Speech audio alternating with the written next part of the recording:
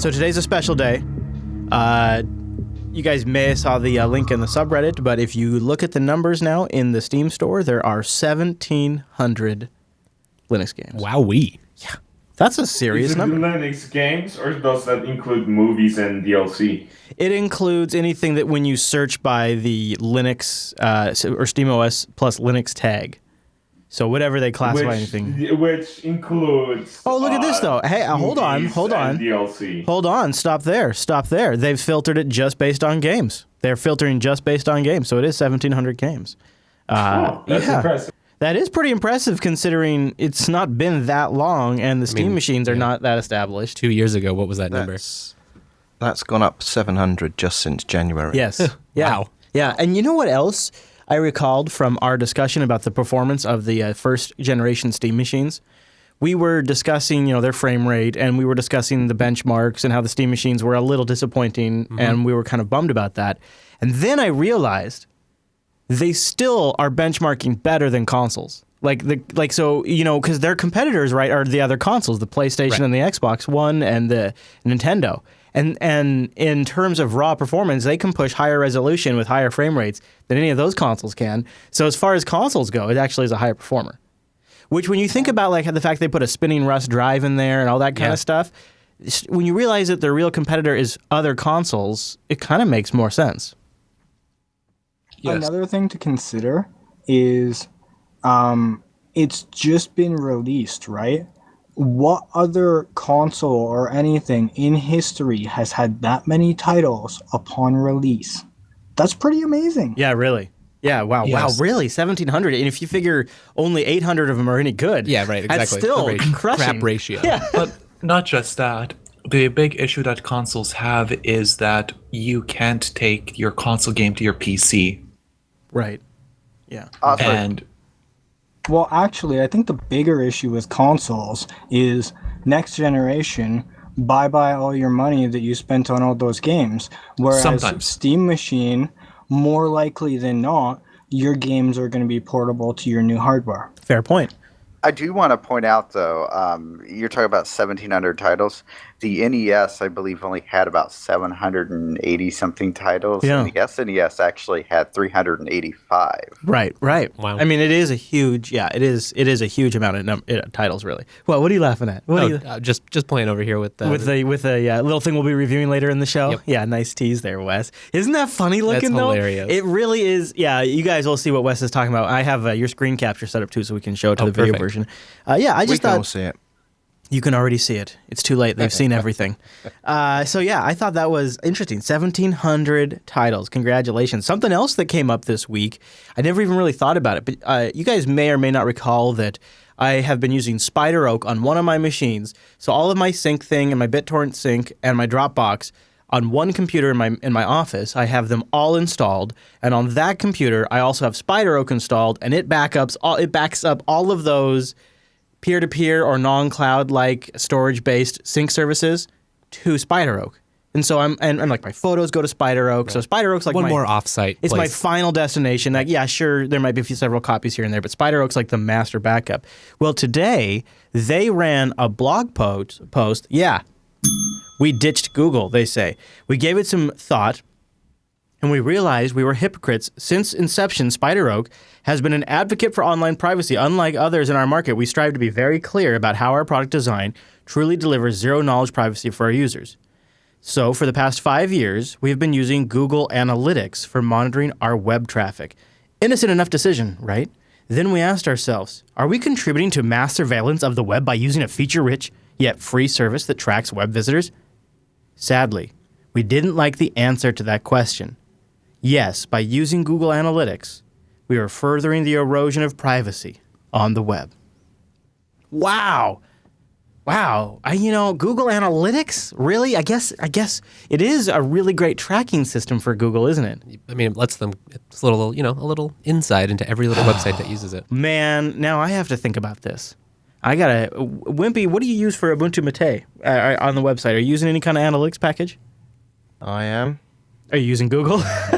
I am. Yeah. I did look into using Piwik, but the simple fact is I haven't had the time to actually sit down and set it up. Right. The other But nice every thing time about it is that it's fairly quick, and they're introducing real-time features, so it's getting more and more competitive too. So how do you also? And it's great. It's more than what Google Analytics does. And recently I was reading about it.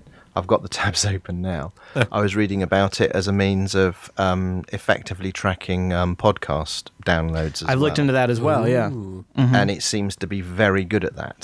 So that's potentially we use it. one of its like nifty features. JB, in the past, I don't anymore, but for a period of time, and I used a really nice WordPress plugin that just did this for me, and it would append the tracking code information I needed to be able to track downloads through analytics, and I would use that to verify the pod track numbers. And what I discovered is that the pod track numbers are crazy conservative. Pod track is what was sort of the industry standard that advertisers respect, and now I understand it's because they screw you on downloads massively. Like if That's really interesting. Yeah, like if it is they'll take out entire SWAT like Wi-Fi downloads. They'll take those out, things, just all kinds of stuff. Yeah. So it is Wi-Fi really users. Yeah. They're the worst. They don't count not for all, anything. not all Wi-Fi users, but like public Wi-Fi and things Okay. like that. They just cut it all out. I see. Anyways, so analytics was a really nice third-party way to sort of see the gap there. But I don't know. I over the last couple of years have started to think more and more about the long-term ramifications of Google collecting this information. Not just, they know where I've been this year, but what does it mean when they know after 10 years of my web browsing history or 5 years? And am I contributing that to my audience? Am I subjecting my audience to that? So I've been thinking about it more and more. So to see SpiderOak come out with this post, I don't know. I also have not found an open source solution that is compelling to me. Right. It would be interesting if theirs wasn't so niche. Like they say here, like lots of other companies with high traffic websites, we are a technology company, one with a deep team of software developer expertise. So like they have people on payroll, they can just spin this up. It'd be interesting to see that open sourced or something more competitive. And for me, it's nice because I can see, okay, what topics maybe were a little more popular? Right. What topics did people share a little bit more? The other thing I have used analytics for is when looking at 2016 and going, okay, well, where should I take the rover? And what areas are likely to have enough people to meet you up? can kind of get an insight into where your base is. Analytics gives me that. So I just wanted to put it out there to the audience. If you know of a better replacement, linuxactionshow.reddit.com, I would consider, I very much would consider replacing Google Analytics if it was something that was fast, maybe something I could host on a Droplet or somewhere that would give really good response times, because I don't want it to cause my website to slow down. No. And So- PWIC is really the only open Really? source game in town. Yeah, and you Yeah, found I it. just- it's good. It's good. But I've not set it up in anger. I've only played with the demos. But from what I've looked at, it's the only option. This is Linux Unplugged, episode 122 for December 8th, 2015.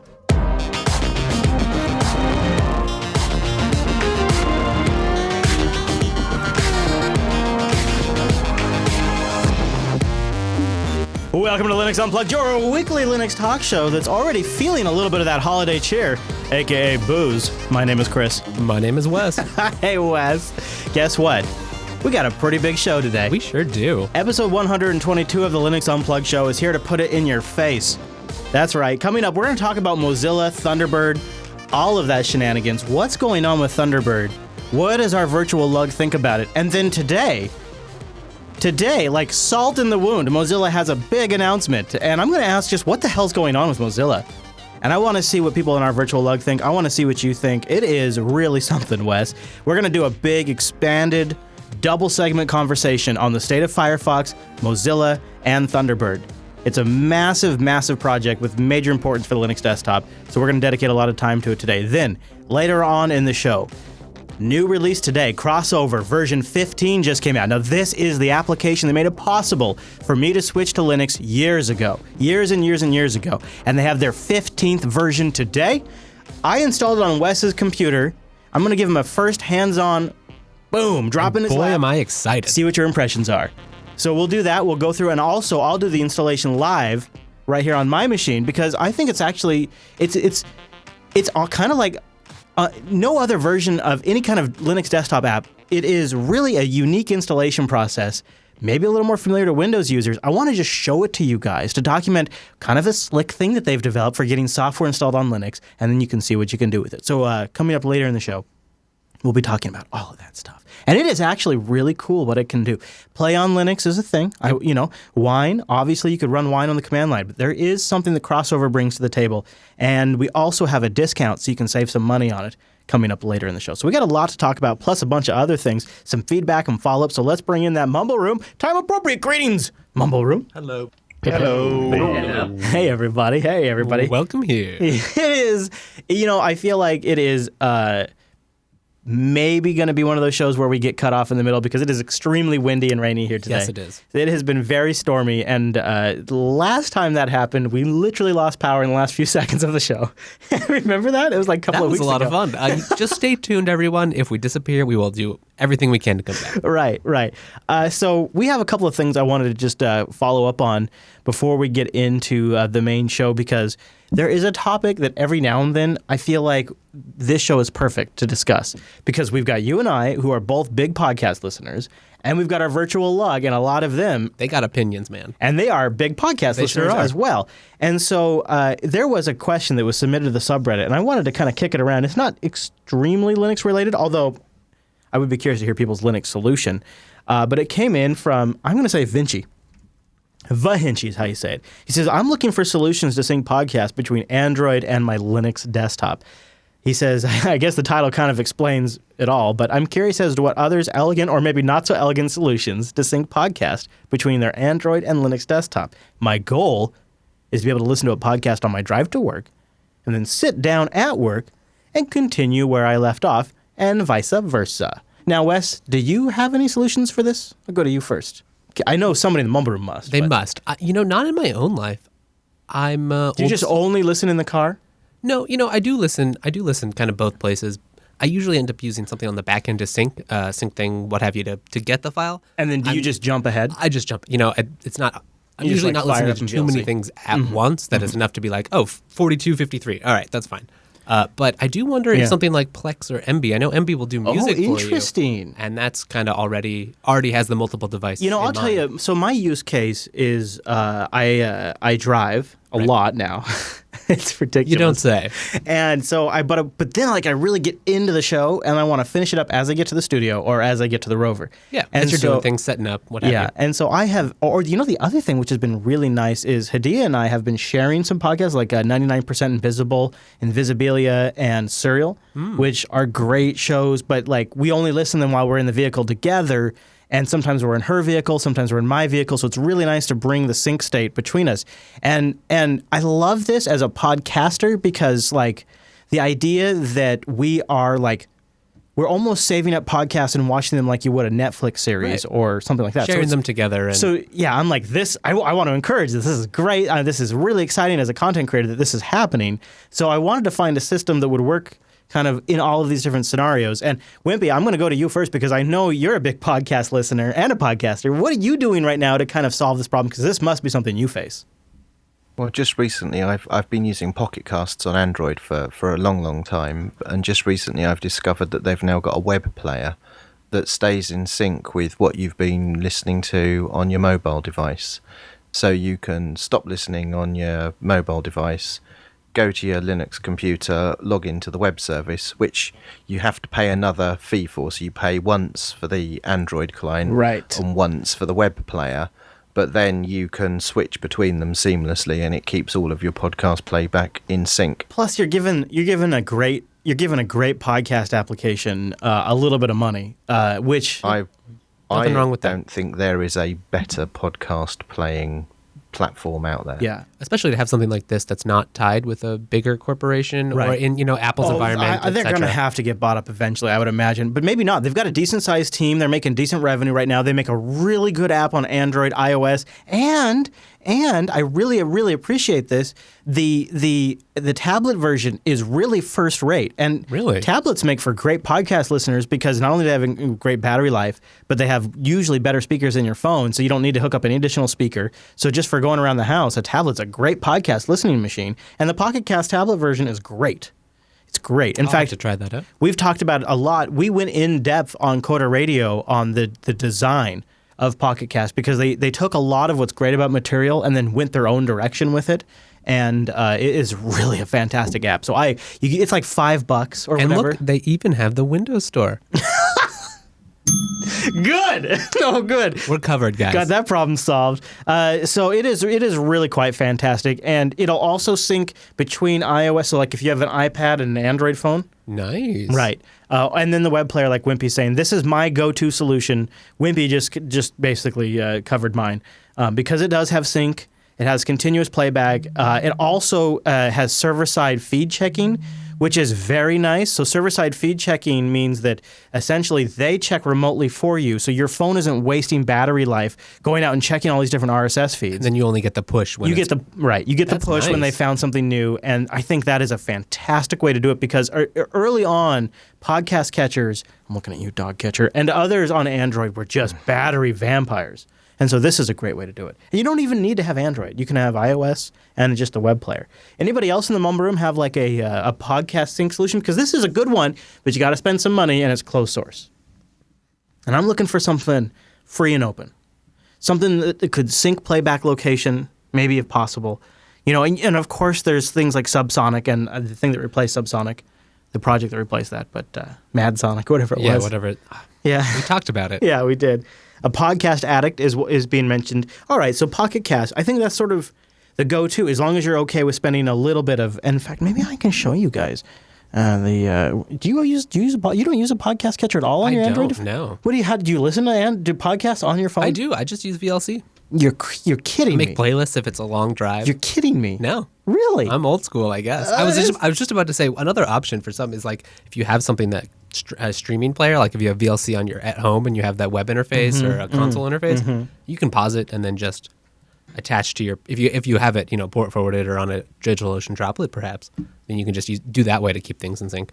Okay, so it's play.pocketcast.com for the web version. So like say I go here to Tom's, you go here to Tom's Daily Tech Show. Whoa, I've got some really crazy subscriptions to Pocketcast. Anyways, these are not my current subscriptions, but say you want to listen to Sex with Emily, right? Have you ever listened to Sex with Emily? No, I haven't. Well, it's not a good show, but let's just say you want to listen to Sex with Emily and you were several minutes into it. Now I'm not, but it would sync up right here in the web player. I'm going to hit play just to get an idea what that everyone, looks thanks like. for listening to Sex with Emily. You know how much I love sharing the best sex toys and products with you? Well, on today's show, I've got not one, but two lovely ladies whose entire business is helping people pick the right toys for them and ways to enhance their relationship. There you go. Ways to enhance your relationship, Wes. Now, is the relationship with the toy or is it with the human? I think it's probably with the human and the toy together, but I'm not sure. You know what? That's probably that. I'd have to listen to that really great episode of Sex with Emily to check that out. But so say you want to listen to Sex with Emily. I'm trying to show you here in the web version. You have like 10 seconds back, 30 seconds skip forward.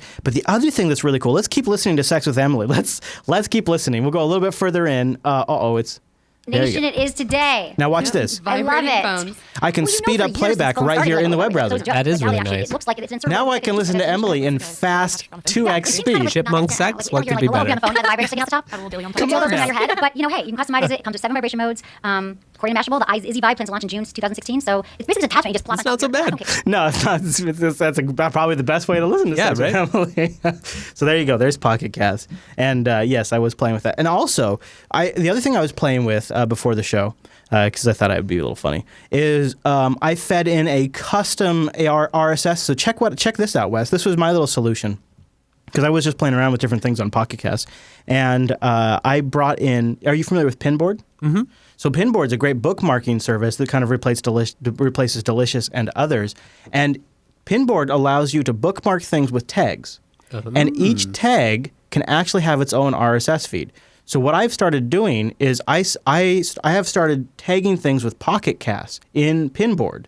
And then I can pull them into a Pocket Cast RSS feed already set up in Pocket Cast, so when I jump in the car, I can listen to that.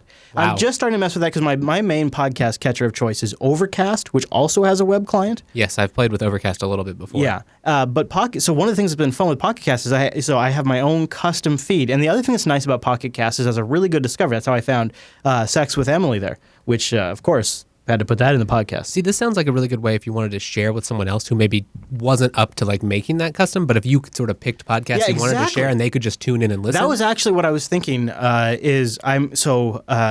have a couple of different cousins that at Thanksgiving were like, all right, let's talk about podcasts. And I'm like, all right, let's Okay. talk about podcasts. Let's do it. And so now I'm just going to be able to give them a feed, and I'm going to put it in a bit.ly, and I'll just say, subscribe to this feed, and I'll just start putting really good shows in there for you. I'm going to do like my own playlist for them using... only throwing in a few JB, now and again. Right, and of course, episodes with Sex with Emily. Of course. Yes. And I'm going to throw them in there like, some 99s and some other things in there that I just think are really good shows and put them in there, and they'll just have a nice curated feed. And it's a really nice way to send media to your phone in an RSS feed. And because Pocket Cast does that remote refresh, as soon as you open up Pocket Cast, they're ready to go. I got to say, that's pretty killer. I mean, that's making me interested. Maybe my single MP3 files aren't enough. So, Kitson, you're a podcast listener. What's your solution for listening on the go? I just use my smartphone, old school. Yeah. And what, are you doing like Wes and using VLC on there, or what? What were you using, an app? Are you an animal? What's going on? Pretty much I just use the media player on my phone, which right now is Dead Beef.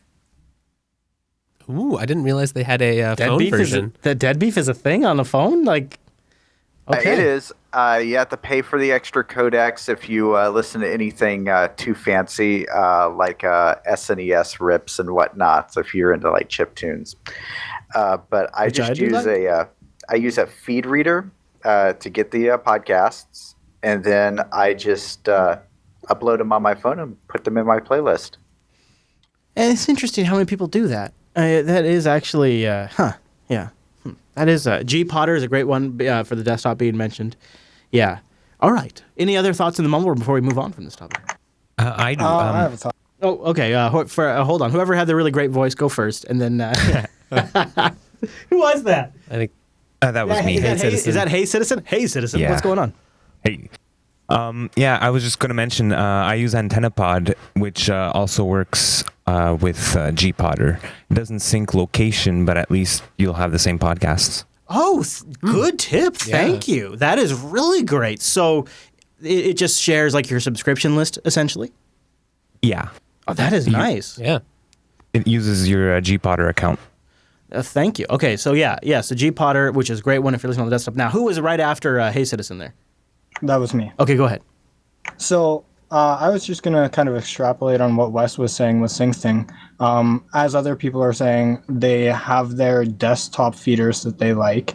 So you just take your desktop feeder and you have it download whatever the podcast is, have SyncThing sync it to your phone, and then you can have automatic syncing over to your phone from your desktop and have the same files wherever you go. And then whatever media you like to open those files with on your phone, you can use that.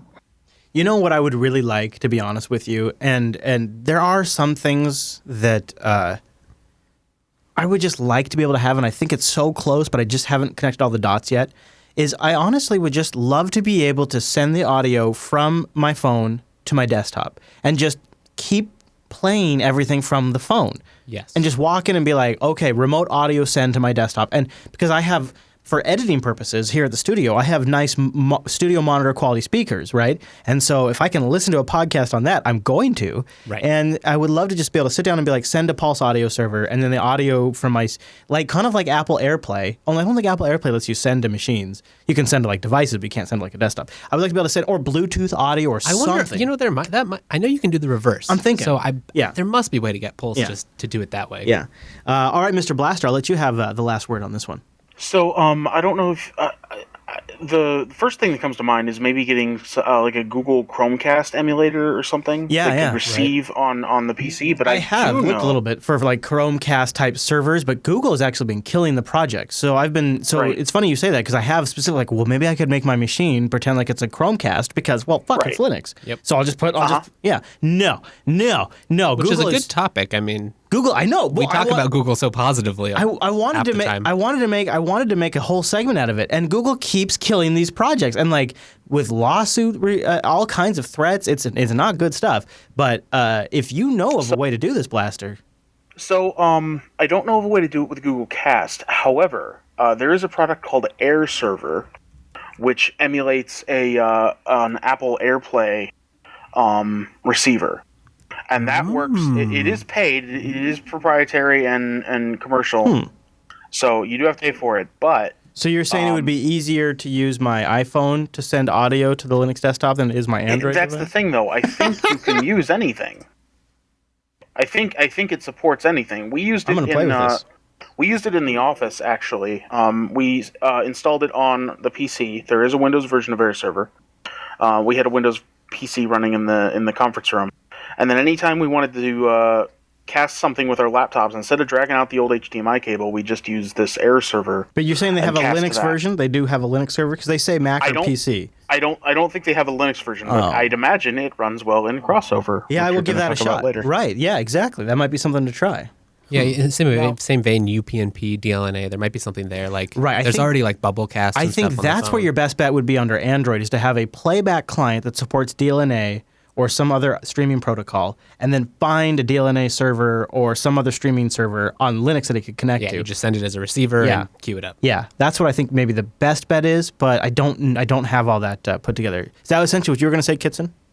Yes, I was actually just going to suggest putting a DNLA server on your phone and just streaming it to your computer or vice versa. VLC will play DLNA, so... I haven't looked too much into it. I just did a quick search on Pulse Audio on Android, and it looks like there is Pulse Audio on Android. So you could do the audio stream. So when you get home, you connect to the audio stream, and then you have it. I would like to try this. I think this is worth playing with. So, and I see Rikai's got a couple of links in there. He's busticating out too. Oh, he's the best. Yeah, well, Rikai's got that Google foo like you wouldn't believe. Okay, huh. So there's a couple different ways to skin it. So Allcast is what Rikai is. What is this? Hey, Allcast is the new app that plays photos, music, and videos all from your phone right to your TV. Watch this.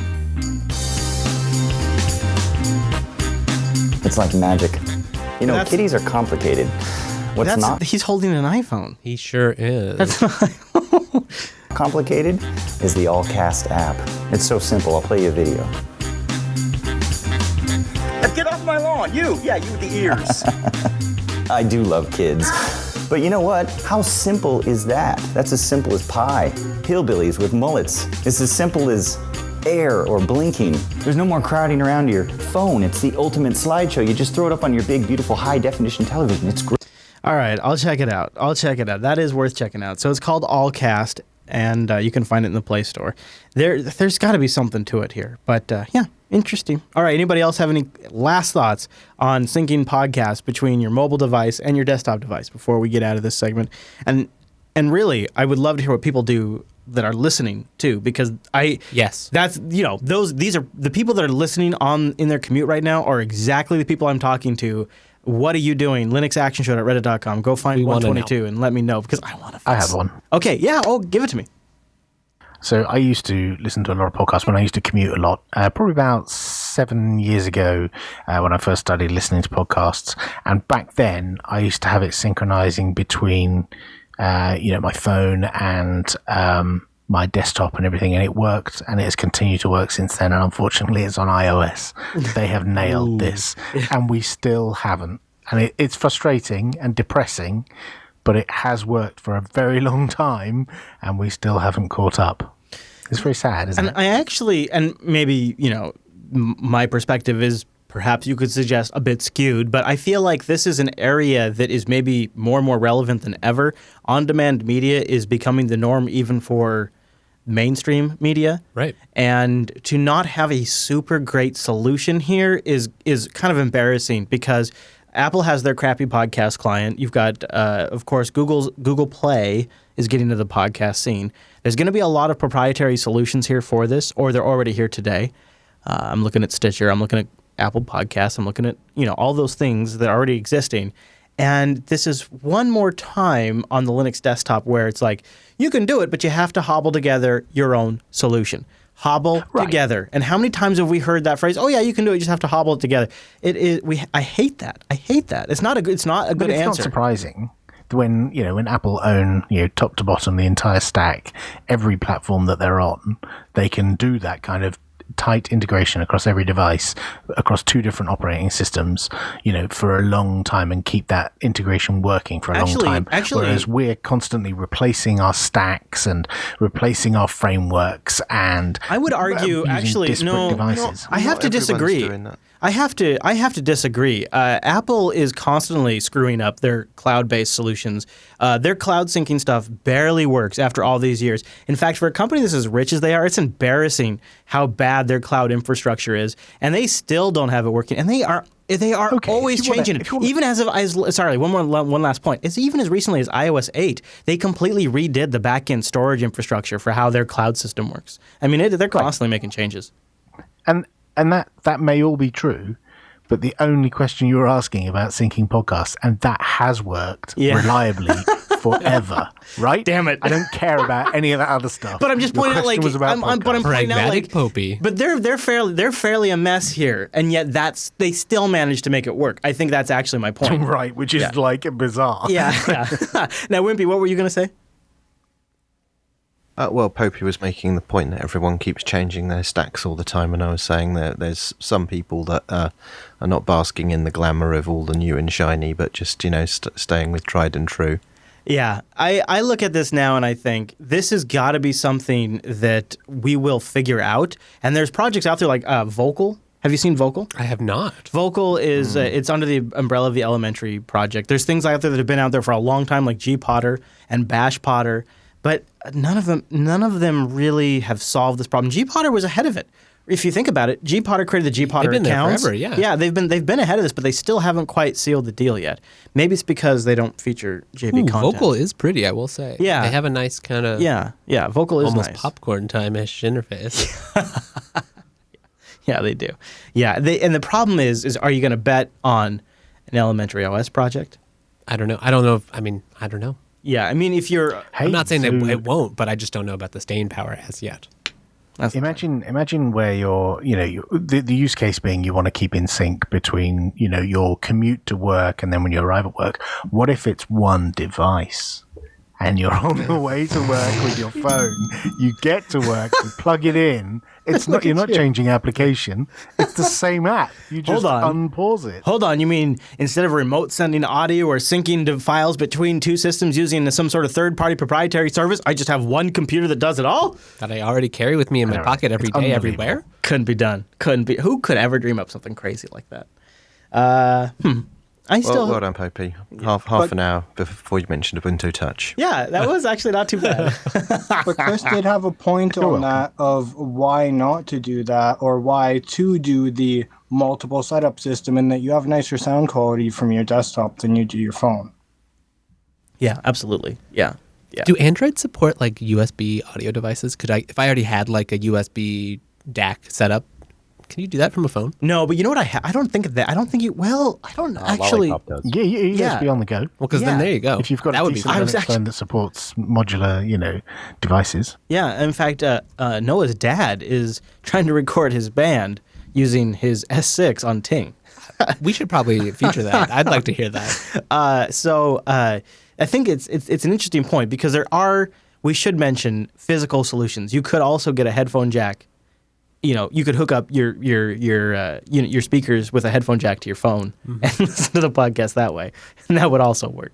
So there are hardware solutions, but I'm just curious what other Linux users do for this, and this is probably a good platform to ask that question. All right, let us know your thoughts, linuxactionshow.reddit.com or jupiterbroadcasting.com/contact. Speaking of mobile devices, let's talk about Ting, my secret weapon to actually giving my small business real connectivity. I couldn't actually afford like the duopoly carriers prices. No way.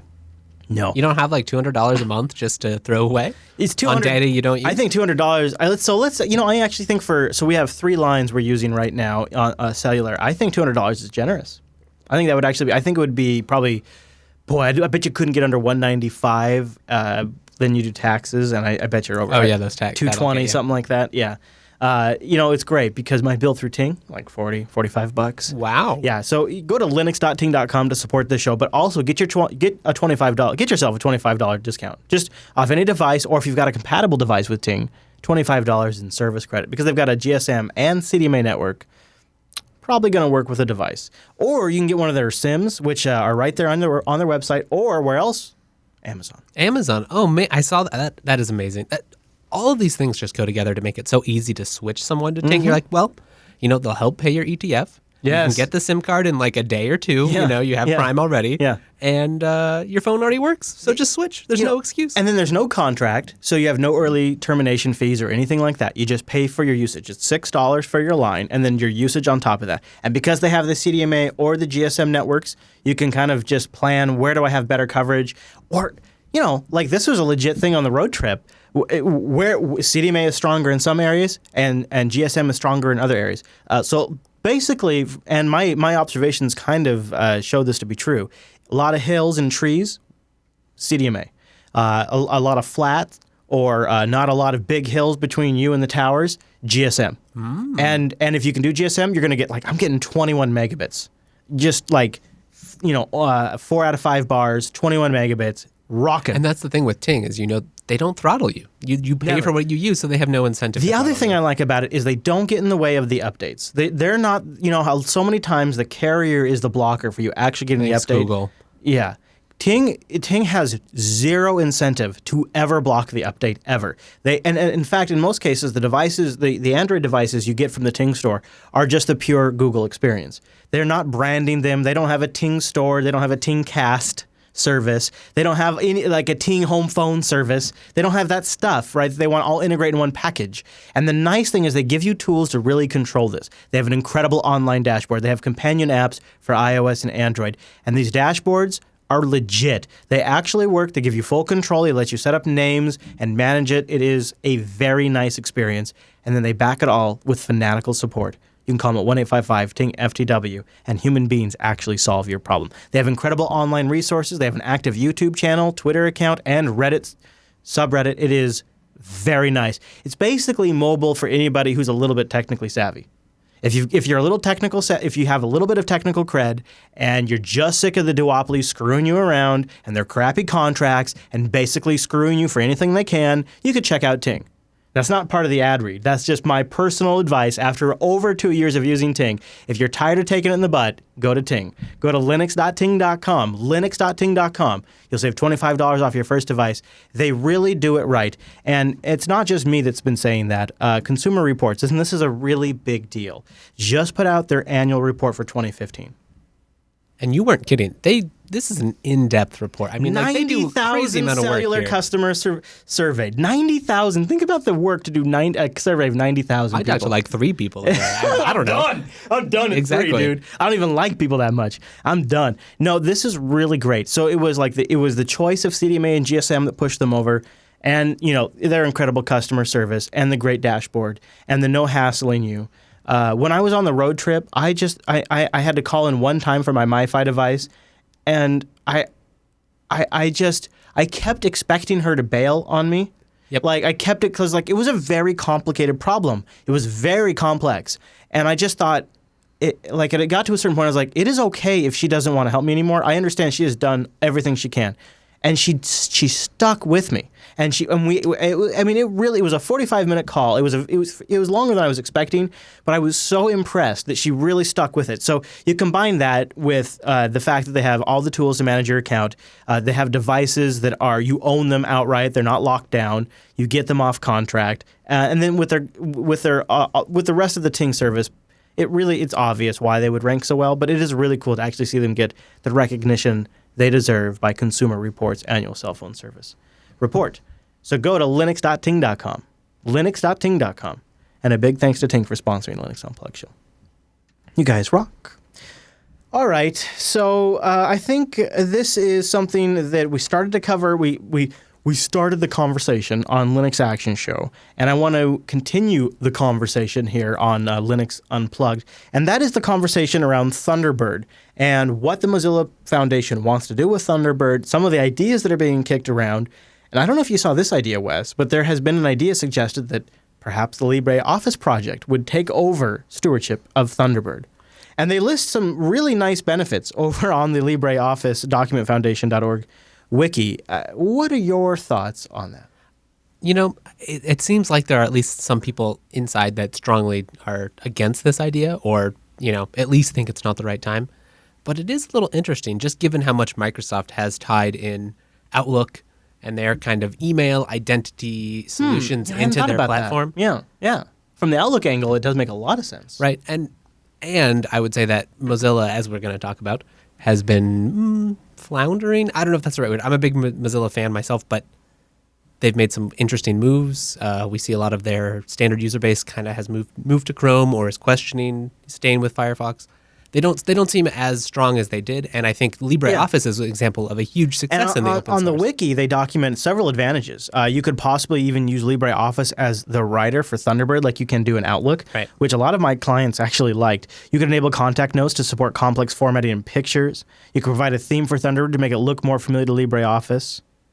Email does have there's a web element, but that's kind of the worst part of email. Whereas the kind of like the document, the management, it is note-taking, it is record, that sort seems a little more LibreOffice. Now, as many of you probably listening right now already know at this point, the LibreOffice project has said they don't want it. No.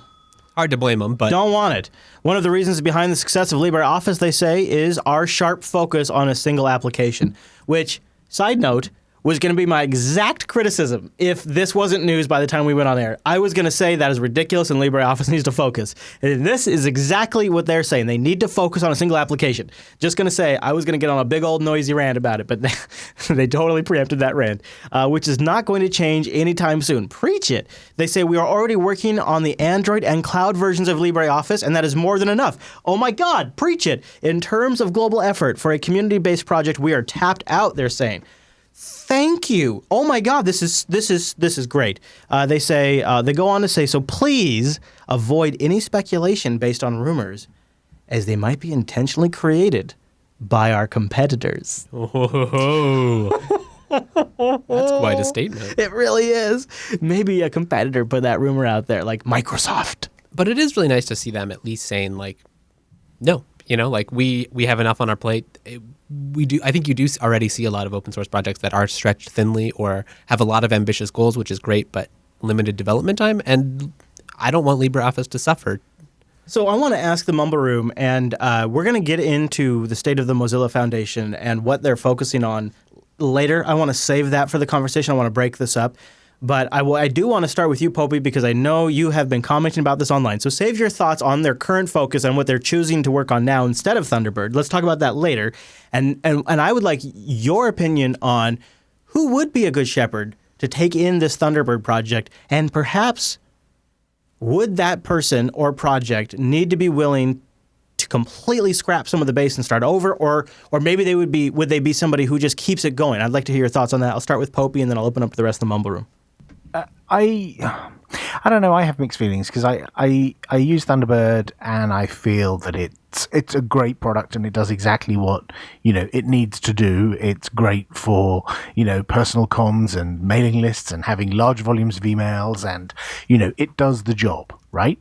And okay, it might not be ready for the next generation of devices. It's not mobile ready, for example, but as a desktop mail client, it does the job, and many people have used it for many years, and it seems okay. So does this really need a huge amount of work that necessitates being owned by and run by a foundation or a company or some corporation?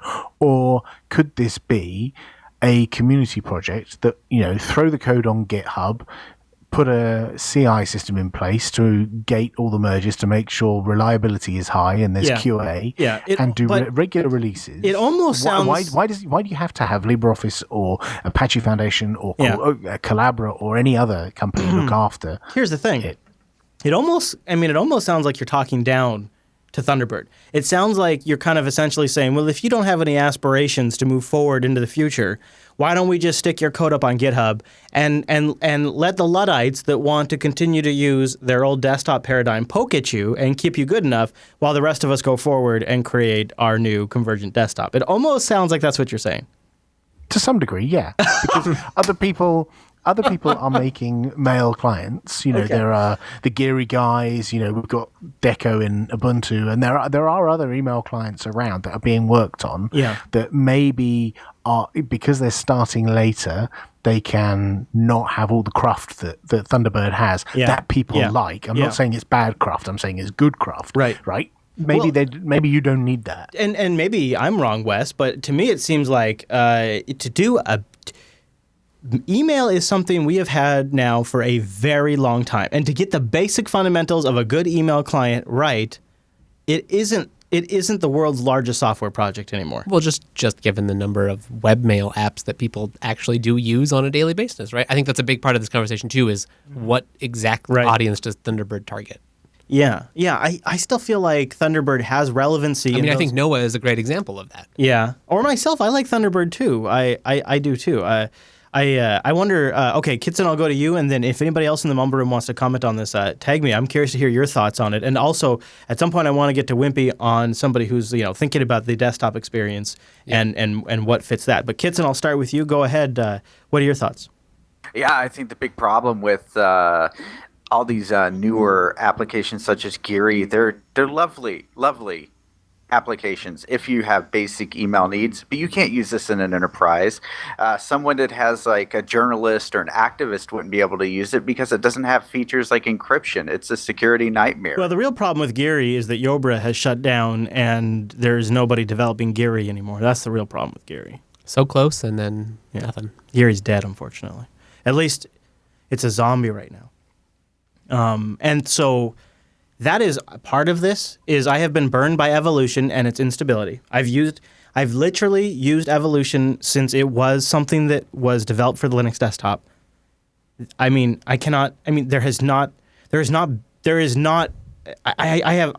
cannot sit here and tell you in any confidence that Evolution is something you can use at scale, because I have seriously used it its entire lifespan. It has never held up to my inbox ever. And I'm not trying to brag. I'm just saying I have a lot of email, and this thing can't handle it. Okay, so Evolution, and if you have minimal email needs, it's actually really great. It has a good UI, and I love that it ties in with the GNOME calendar. Right. That is a great feature. And so I actually set up Evolution today still just to get that functionality. And there are other projects out there, like they're considering taking Geary and making it use the Evolution backend for elementary OS. That might be nice. Right. So there is something there. I've tried Kmail. I've tried Claws. I have tried so many different Mutt. I've tried so many different mail clients, and Thunderbird is fundamentally what I keep coming back to. Lightning is a great plugin. Enigmail is a great plugin, and Thunderbird has the ability to be connected to both my personal inbox and my JB inbox, and not dump its pants. And it can do search. All of these things, like nothing after all of these years has been able to compete with Thunderbird at just some core functionality that I need. And I think Thunderbird has so much in that there are kind of like disparate groups of email users, right? There's like the person who uses webmail and it's fine for their personal correspondence and looking at the new shopping ads or whatever. And then you have people that need Outlook compatibility for work, and Thunderbird can work there in a lot of situations, or are kind of a power user. And then you have the very power users who are using Mutt in a terminal, and without Thunderbird there's not a lot in the middle. Yeah. In fact, that's sort of, I want to ask Wimpy about the elephant in the room, and that is with Gmail and Yahoo Mail and Hotmail and all these really nice webmail solutions and out even there. like Mailpile, that we're working on them right. too. Yeah. But there are so many that are closed source. There are so many that are locked down that users don't have access to the source code. Doesn't that almost make Thunderbird even more important, Wimpy? And doesn't that make other open source mail clients even that more relevant? I think so. I think that having open, free desktop email clients is as important as having open web browsers. In particular, when you look at some, as only, a month ago, we were talking about Nihilus, which is a very pretty looking desktop email client, but the way that it works is to abstract the email handling to yet another back-end server. So now your email lives in two siloed data centers rather than on your computer. And I just think, with all that's going on in the world, we really need to focus on an email, despite its flaws and despite how things are sort of overtaking it, it is still the main way that commercial communication is conducted. Yeah. Can I pause you right there just for a second? Just because I want to just take a moment to zoom out and appreciate the fact that what email is sort of like a federated network of social networks. Because so you have a Jupyter Broadcasting server, and say there's 35 people on that server that all communicate, but then we can send out to another server that is completely different, but it has a whole other network of users. We have agreed upon protocols in which we exchange messages back and forth, and they can even be, get ready for this, encrypted, which is really remarkable. And we have systems that automatically scan and detect any spam communications between these federated networks. And what we have, if you were to look at it from the Web 2.0 social networking system, is like this incredible distributed social network that isn't controlled by any single company, and it is literally like nothing that would enter the market today. It's what I think it's what we would hope would, right? Like, we would love more federated services like that. Email, it's a lot of work, but you can stand up your own email server and interrupt completely. And here's where Wimpy's point to me really strikes a nerve is there are companies like Google who have introduced the Gmail API. Yep. The Gmail API is the appropriate way for mail clients to interact with your Google inbox, not through IMAP, not through POP3, but now through the Gmail API. And they've taken the functionality of Gmail and they've exposed it as an API. And you know what? Guess what? It's better than IMAP because it's newer, it's more modern, and it's more secure. Obviously. So there's a lot of advantages to using this new Gmail API. But if you think about what that really is that is taking something that is this free open network and locking it down to an API. And so I think your point, Wimpy, is well taken, that these open mail clients are just as important as an open web browser is for an open web. And so I'm curious, as somebody who's looking at putting together a desktop, how does that influence your decision on maybe would you include a mail client? What would you want from that? And does the state of Thunderbird really make an impact there? I think it's too early to say what decisions I might take regarding email clients. Certainly in the short term, I won't be moving away from Thunderbird, and I shall just have to be a spectator and watching how things develop. There are, as you've said, there are other open source email clients. Few can hold a light to Thunderbird. Yeah, I agree. And I think Thunderbird's one of those projects that's important enough that there's always going to be a solution for Thunderbird users. It's too important, and too many users for too long have used it. It's been here forever. And businesses use it. I mean, it's going to be one of those technologies that you're lucky it's open source. I wonder what Red Hat uses. I mean, they're such big users of LibreOffice. Zimbra. What was it? They use what? They use Zimbra. Oh, right. Yes, Zimbra. Of course. I see. Yeah, there is Zimbra. All right. Well, now I want to sort of shift the conversation into, let's talk about Mozilla. And let's talk about why they can't manage a project like Thunderbird, even though it has massive relevance and it is extremely important to the open internet. Let's talk about what they are choosing to focus on. Their brand new app that just hit the iOS App Store today, that only works with Safari, so let's talk about that. And let's talk about some of the other options and where we might see things end up. But first, I want to talk about Linux Academy. Go over to linuxacademy.com/unplugged. Go check out Linux Academy. This is a platform to train you about the systems that use Linux, or the technology that rides on Linux, or the basics of Linux. It is really nice, and they understand that you are probably fairly busy. So they have a lot of different features that work around your schedule. Availability planners, nuggets, hands-on answers by actual instructors, things like that make it possible for even those of us who are very busy, even in the holiday season, to take advantage of Linux Academy. I think this would be a great gift to yourself. Linux Academy is something that when I first started working in IT, the kind of courses I wanted to learn from Linux Academy were some of the basics. I was self-taught in Linux, and I felt pretty confident, but I began to realize as I worked with other administrators, as system administrators, that maybe there was a few shortcuts I could learn. Maybe I could learn to use things a little bit better. So I enrolled in a local community college, and I went to local community college to learn these things. And I was very, very, very happy to pick up a few small things here and there, but the time investment just didn't really add up. If I had something like Linux Academy, where you have scenario-based labs, where you'll receive access to these labs over SSH that put you in the middle of tasks common to everyday environments. You work in these advanced lab environments. Complete these scenarios from beginning to end on live servers through your favorite SSH client. And remember, instructor help is available. The community is full of Jupiter Broadcasting members. And Linux Academy is constantly adding not only new courseware, but features to the entire platform itself, like the new HTML5 player, and their new CDN, and the update to the Red Hat certified courseware, and the stuff in the AWS category that is really, really nice. If you end up wanting to play around with S3, check out Linux Academy. One of the other things I think is kind of nice about Linux Academy is because they're so passionate about this community is they understand some of the things you might face when you are trying to get out into the workplace, or maybe when you are trying to just upgrade your lifestyle a bit. It's hard to get that next job. They actually have courseware on that. And one of the things that's really inspiring is when you log into your dashboard, you can see announcements from people who have had success.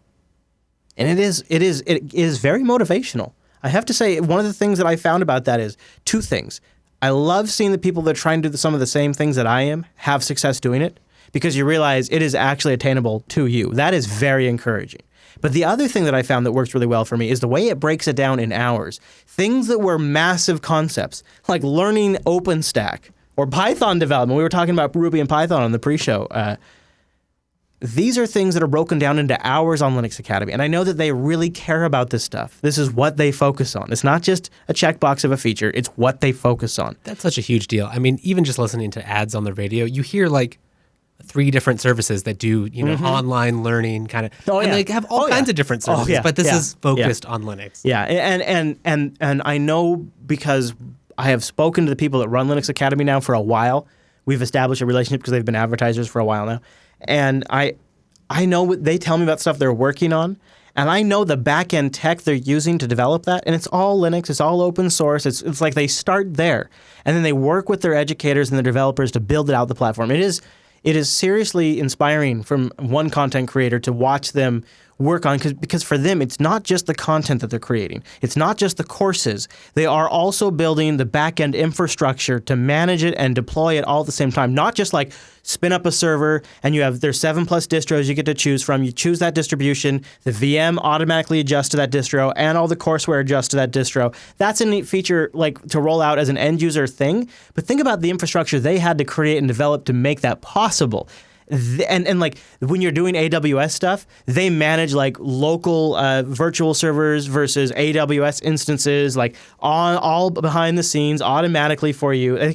They really figured this stuff out because this is what they live and breathe. That's the human angle that really gets me. Like, I feel like many people in our audience, you can imagine like, oh, I love Linux. I'd love to teach people how to use Linux for a job. Spread the word. These guys have done it. Yeah. And it's awesome, and you should check it out. That is why I picked them as an advertiser. So you go to linuxacademy.com/unplugged. You get our great discount, and it is a good value. And it also looks good on a review or a resume. Yeah. It is really a good service too by great people. So go to linuxacademy.com/unplugged, and a big thank you to Linux Academy for sponsoring the Unplugged program. You guys really had a great 2015. You guys are rocking it. Really good stuff. Okay. So today, a couple of big things were announced. Number one, it was announced that Mozilla will stop developing Firefox OS smartphones. They're done. They're getting out of that market. I mean, we don't have to talk about it anymore, Chris? Well, I don't know about that. Farewell Firefox OS smartphones. Mozilla today announced an end to the smartphone OS experiment and said it will stop developing and selling Firefox OS smartphones. It will continue the experiment on how it might work on other connected devices and the Internet of Things networks. Does that include like TVs, little things, etc.? Maybe. I hope so, actually. The announcement was made earlier today at Mozilla's developer event in Orlando. And a lot of people have been tweeting about it. You got to say Mozlando. Mozlando. It's right there. Yeah, Mozlando. What is that? See, the reason why I didn't is because people think I mispronounce stuff so often now that I avoid stuff like that. There's no other way. Mozlando. Thank you. So that is a huge bombshell. And also, Popey noticed via Twitter and also on Google+. I like how Popey actually summarized this. He said, goodbye, popular desktop email client, Thunderbird, and hello, iOS ad blocker that only works with Safari. So today they announced they're dropping the smartphone initiative. They also launched an ad blocker for the iPhone that only works with Safari, and they're spinning off Thunderbird. Popey, you have the tweet, so I'm going to go to you first, but I opened this up to the whole mum room, but I'll go to you first, Popey. Has Mozilla frickin' lost it? I think they're having a bit of pain and trying to rationalize the work that they're doing, and I think they were spread a bit too thin across a bunch of projects. And I think it's sad that they're one of the very few free software phone platforms is not going to be available in retail stores, but the way I understand it is they're going to carry on developing it, or it will still be available on GitHub and people can still contribute to it. Of course, yeah. And you can still flash your own device. Right. I did this evening. I updated my Firefox Flame tonight. So, I don't think it's it sounds like a bad Monty Python sketch. It's not dead. It's resting. Yeah. It's not completely dead. Yeah, I'm not dead yet. I think it's just a bit of a shame that it's had to end, retail wise in this way, because that really doesn't mean it has much in the way of longevity. If there's no. And are you also worried about the narrative that it now adds to for these, third part, these up and coming smartphone OS operating systems or these free operating systems? Do you think it adds to a negative narrative now? So it depends who you read. If you read some of the comments on Reddit, they are, what with Yola having financial problems over the last couple of months, we don't know how that's going to pan out. And now this vague dropping of Firefox OS, that puts all the pressure on Canonical for Ubuntu OS. Or the flip side is, well, look at those two going down the pan, Canonical's next. It depends who you ask. Yeah, exactly. You can find plenty of arguments either way, really. And it does sort of add a little more scrutiny now to Canonical's efforts, because there's two less big contenders in the game now, and so people are probably going to be watching what Canonical does even closer now, don't you think? Well, I wouldn't write Selfish off yet. I realize, they're under some financial pressure. I'm not saying there's no other ones, but there's been two big contenders removed from the field. No, but it would be very arrogant. I'm not so sure. It would be very arrogant of us to say, "Hey, we're still here, and look at those guys; they've gone." I don't think that's the narrative that I would read into it. I think both of those projects are having troubles. We haven't exactly got handsets in every market. You can't buy a handset in the US, right? So we're not exactly trailblazing ahead of everyone here. So we wouldn't be arrogant enough to do that. So no. I think it's troubling. I didn't mean to times. imply that. I just meant to suggest that perhaps every move now will even be more watched because there's less contenders now to comment just on. that there are perhaps within a certain set of interested geeks and phone aficionados and free software people. Yeah, sure. Outside that, I think there's plenty of people who've never heard of any of them. I wonder if that means pragmatic open source evangelists will now start throwing more support behind Ubuntu Mobile. But I want to give Wizard Jet a chance to jump in here. We can hope. Yeah, we can. He says that Mozilla's been floundering for a while, and he thinks this is part of it. Wizard, jump in and kind of expand on that. What do you mean? Yeah, so for a while, Mozilla's been kind of like it's flopping all over the place, I guess is the right thing. Like I've had a Firefox OS Flame since, kind of day one, ever since it shipped. And I've been using it as my daily driver for quite a while. I stopped using it a couple weeks ago because I broke the screen. It's one of those things when you start sitting in the community and you really watch it, you see all kinds of people that kind of are saying, everything that all the resources that they have are spread so thin. Like they're trying to attack a mobile operating system and a browser and, and an email client. And they had Thunderbird, which was another project, which is, a chat client. And then they've also integrating the chat client into mail now. So Thunderbird does that too now. So, they have so much resources that are spread over such a huge area that they're trying to attack. And then you just have all the chaos that's been going on. For example, the whole thing with Ike leaving Mozilla. I'm not going to get into, the whole controversy behind that. But, this all came down and, it's just been hit after hit after hit.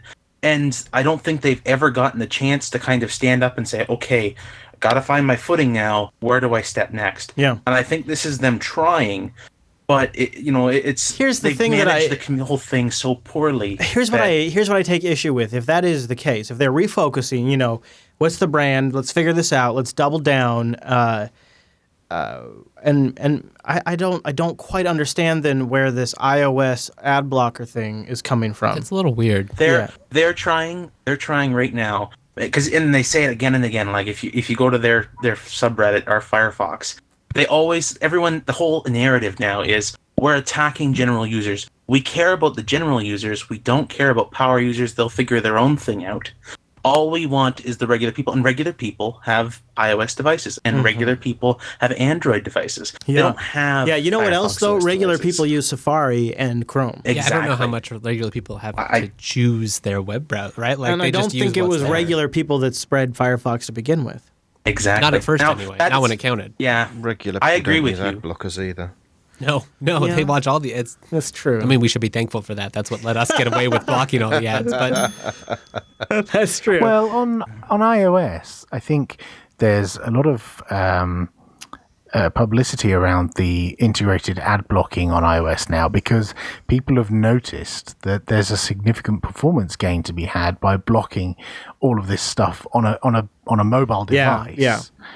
You know, people don't notice it so much on a desktop because your desktop isn't like so constrained resource wise, but on a mobile device there's a lot of advantage to blocking, not downloading stuff over your 4G or 3G or GPRS connection, and not using those precious CPU cycles to render an animated video or an animated which equal battery life. advert or something. That's battery life exactly. too, So this is a compelling product. There's a market there. The guy who created one of the first ones, went gangbusters, and people were all over it and paying him, would throw money at the screen to get an ad block for iOS. So there certainly is a market for it, and I think they've been quite canny in creating a positive product, when all the other Mozilla news today has been negative. So you think them having let's just give them the benefit of the doubt, and let's say that Mozilla or whatever brand they're putting on that sort of helps it move to the top.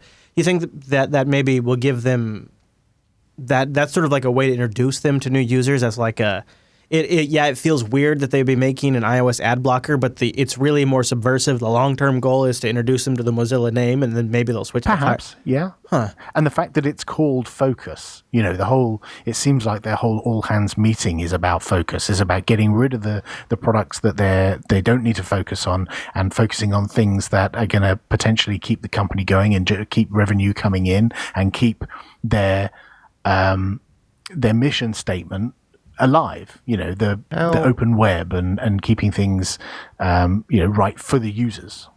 How are Mozilla going to make money off an ad blocker when so much of my their question. revenue is advert generated? Yeah, and Wimpy too. Aren't they then like damaging potential future revenue sources that could keep them alive? Well, you'd have thought so. It's a difficult conversation to have with your ad networks, isn't it? Yeah. Maybe it's, hey, we'll block your competitors' non-annoying ad networks. Well, I don't know. This is also a trend at the moment, isn't it? To have an ad blocker that doesn't. Right. Yep. So you would like to have some views. Yeah, and they come down and boy, if that's the case, that feels dirty though. That doesn't feel very good. Yeah.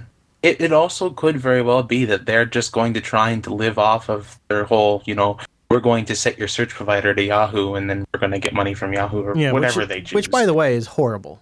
That's the biggest thing that's running ridiculous, Linux Mint this week. Yes. That is the biggest thing. Is I was trying to use Firefox, but just the fact that they defaulted to Yahoo, they were unusable for technical searches. It's for people who like to mess with computers. Yep. That was the biggest thing that I noticed, and I completely failed to mention it in my review on last because it didn't seem like, in comparison to everything else, worth mentioning, but the search results on Mint suck so bad because you come to expect as somebody, if you've been on the internet before and ever searched on Google, you expect things to look a certain way and work a certain way. And so you got two options on the Mint desktop. Your first option is to use the built-in search in Firefox, which uses that horrible Yahoo search. Which it's so bad. It really is bad. I mean, I tried it. I kept trying to use it, but I was trying to set up Linux containers, other technical things. I think for regular Google, regular searches. No, I think it's terrible. Okay, probably. It's terrible. But especially for the technical Linux-specific questions. But then your second option is when you launch Firefox on the Mint desktop right there, it brings a Mint start page up, And what Clem or some of the folks at the Mint project have done is gone ahead and embedded one of those sponsored Google searches right there. And so you start searching in that. But the thing is, that also looks like a clown show. And there are links all over the place. Bad theme. Yeah, it is. So what I'm trying to tell you is the out-of-the-box experience on Linux Mint is your web searches feel and look horrible and result like it is the worst out-of-the-box web searching experience ever. And it's a weird thing to say, but it's true, isn't it, Wes? Yep. And I think even just going with like DuckDuckGo even would be like way 50% better at least. Yeah, no. Because there's Bang G and it would actually look right. So, and something I think you have to understand is it doesn't look. It looks like scam search results. It does. They all look like ads, or they all phony. Yeah, right. It looks phony. like phony crap, and so I don't trust. I don't want to. My instincts are I don't want to click any of that. I don't want to click that. I don't know what that is. I don't know if that's a legit search result or if that's a sponsored search result. And I find myself actually having to go to google.com and then so I'm going to pull it up here. So Wes has got it there on his machine. And there you can see there's the Firefox page. So Wes, go back to the homepage there and do a search for like Linux or something in there. I don't know. Just search for something. Just because I want to show people, like, you see how they all look like ad results? They all look like ads, don't they? They really do. It is no good. It is no good. Now, okay, so go back and now search for Linux in the Firefox search box. Go up to the search box there and search for Linux. And yeah, you see. You switched it to Google. You already switched it to Google. Yeah, you said. Here you go. This is what you see. Yeah, there you go. And that's actually not so bad, but it's still not that good. There's too much going on there. And I got to say, just the, I don't know, it really speaks to the quality of Google and I hate to say it, but yeah. The search results that you get are a lot more meaningful, and it's a lot easier to decipher what's meaningful and what's not. It is really like you sat down and within 20 seconds you had it changed. You already fixed it. I don't think I think you changed it. Oh, maybe Rikai changed it. Thanks, Rikai. He's got everything here. Yeah, well, he knows. It works in the studio. Rikai did it. Rikai knows what drives me crazy. So yeah, he probably fixed it. But it is not a hard fix. But defaults do reign supreme, and so it was a really bad out-of-the-box experience that I just neglected to mention because it made me feel unsafe. And I think it's one of those things where Mint has so many other defaults out of the box that are better than other competitors. It sucks that this one is worse. Also, it's using Firefox. Anyways. Well. Just kidding. I love Firefox. I found this whole Mozilla conversation to be rather fruitless, though. I don't really know. I guess I like Popey's take on it, that maybe this is their way to try to introduce Mozilla to the masses. It seems like, honestly, perhaps giving up on Firefox OS and focusing a little more is actually a very reasonable thing to do. I had some hopes pinned on the project, so that's why I'm a little disappointed. I am as well. But to be honest with you, if I am looking at it objectively, it makes a lot of sense. If you have limited resources, limited funds, and limited time. And compared to like Canonical, they have a lot less experience packaging an operating system, which is different than a web browser. That's true. That's a good point. I just would love now to see where this new philosophy takes Firefox itself. And I think, yeah, exactly, because Mozilla has been a good bastion for the open web, like they say. You know, it's a little cliched, but it's true. And I think I hope that they succeed because I would like there to continue to be an organization that represents that interest.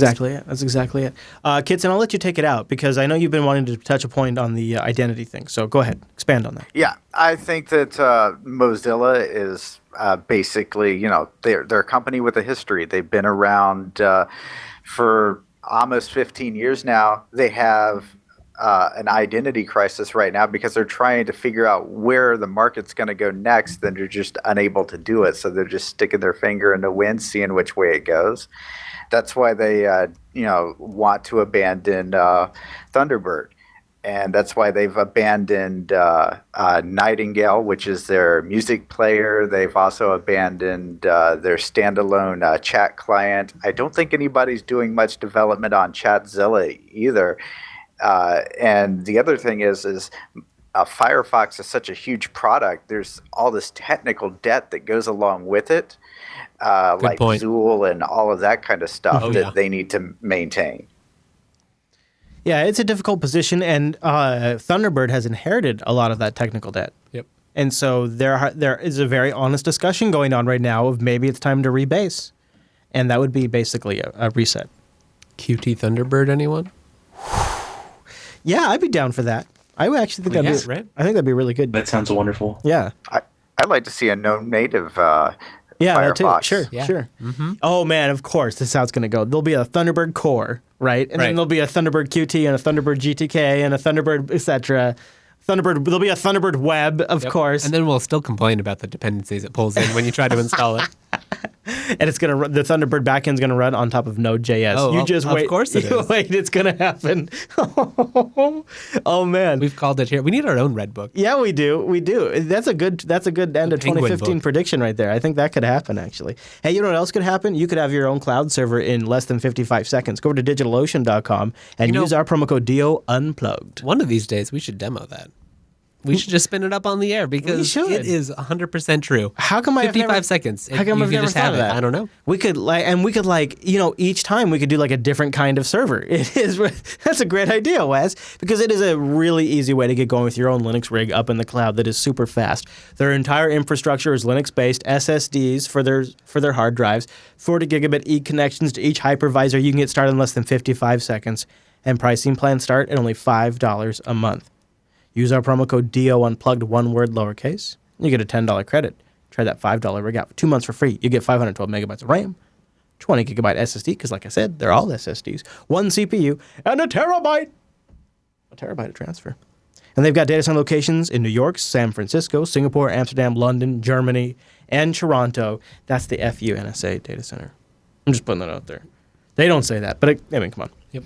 And also, it's that interface. That interface is so simple, yet you get everything done. You can create your machines. You have an HTML5 console to watch your machine from the BIOS post all the way up to when the operating system starts. it.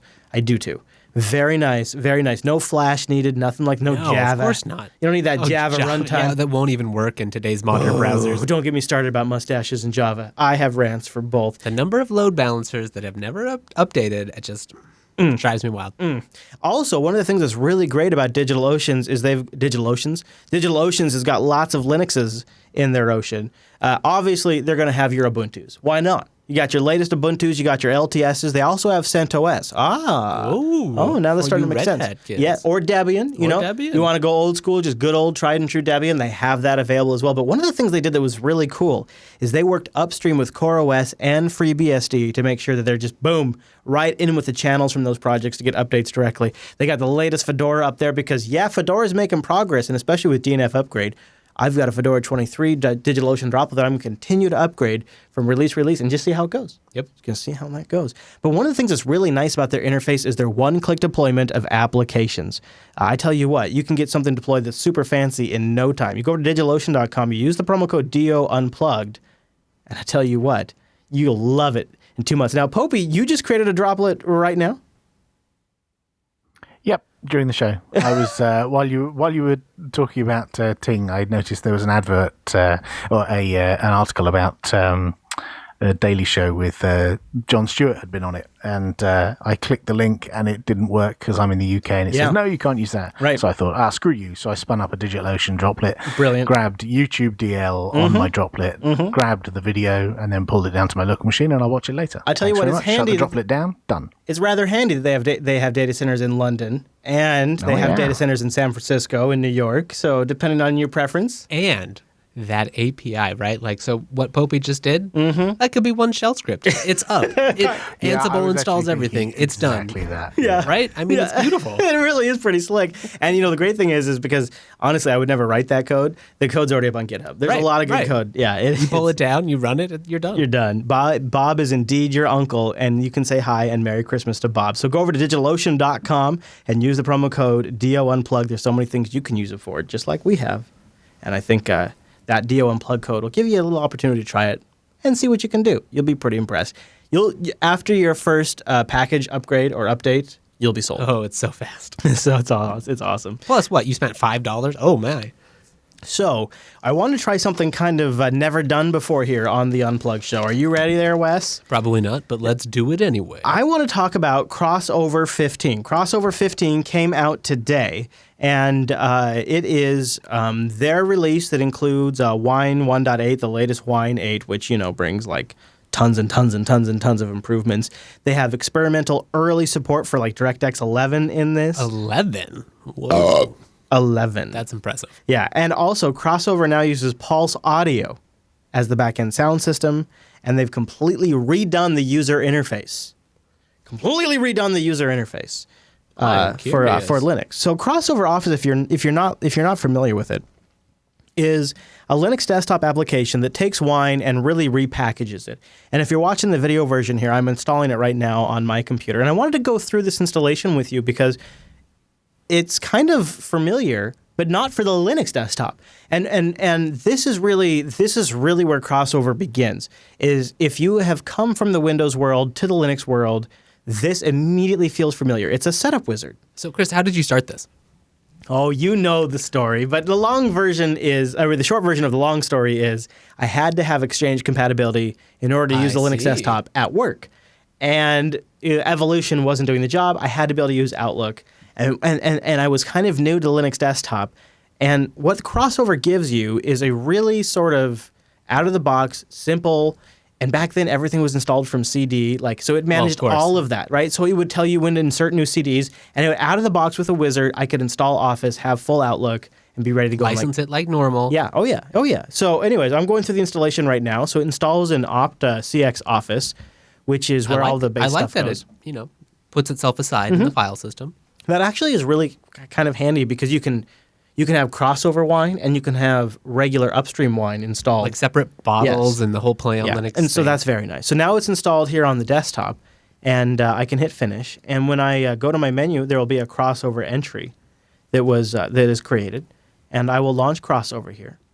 And you'll immediately notice if it launches. Oh, so this is actually kind of nice. It doesn't do this on all distributions, but on Ubuntu-based distributions or Debian-based distros, it does do this. And it says there are several dependencies that I need in order to make Wine applications work correctly. So it immediately launches the terminal, asks me for my sudo password. That's the big part right there. It gets it in there, and then it installs the dependent packages that are necessary to make sure that your out-of-the-box experience actually is pretty nice.